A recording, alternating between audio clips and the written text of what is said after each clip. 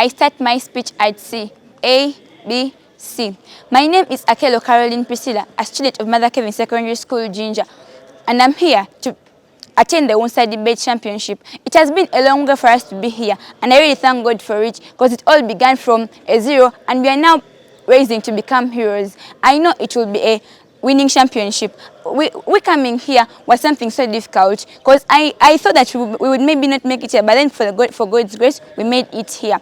Coming here to the Unsa Debate Championships, we've learned a lot from fellows, like from those big schools that have big debating clubs and big debating teams. We've learned new strategies in debate, new statistics in debate, and everything that we have learned here, we are going to use it effectively to help us. And I'd like to start my debate with the motion that says, this House, as Joseph Kony, would abandon guerrilla warfare for social accountability. And I, from the proposition team, will say that no, we shall not abandon the guerrilla warfare. We would not abandon guerrilla warfare, because this helped Joseph Kony a lot in such a kind of way that he managed to pursue his goals. Because if Joseph Kony had come out peacefully to attend to the government and maybe attend peace talks and talk to the government about the needs that he wants and what, because Joseph Kony had a goal of enhancing and developing the Acholi region, whereby he wanted to carry out the marginalization of the Acholi land. But if he had come out peacefully, then he would have been overlooked. He would have been silenced by the government itself. Take an example of Dr. Kiza Besigye, who comes to talk to the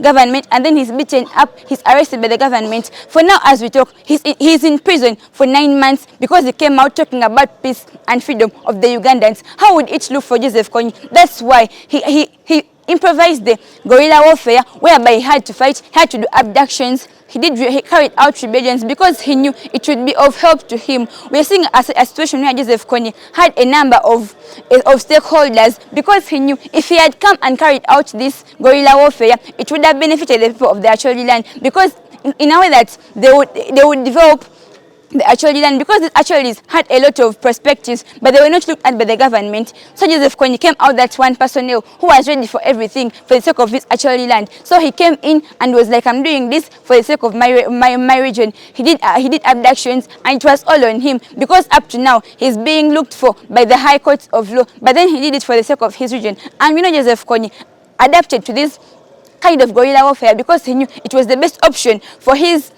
the Acholi land. Joseph Kony decided to do this because he knew it would serve best to the Acholi land. It would bring promotion of hospitals, promotion of social services, and promotion of other kind of capacities to the Acholi land. Joseph Kony came in with this guerrilla warfare because he knew that it was the best option. Joseph Kony wouldn't have come to carry peace talks with the government, because he knew that if he had carried the peace talks, they would maybe silence him and it would end there forever and ever. Just like we're seeing people like Eddie Mutwe who come in and say something about what's happening in the country Uganda, but as they come, they are beaten up, they fall sick, and they are silenced in hospital. They have no say about what's happening currently, because they are beaten up, they are now sick, and they have nothing to do. They're in hospitals. So with this, I beg to rest my case as we win the debates as the proposition side. Thank you.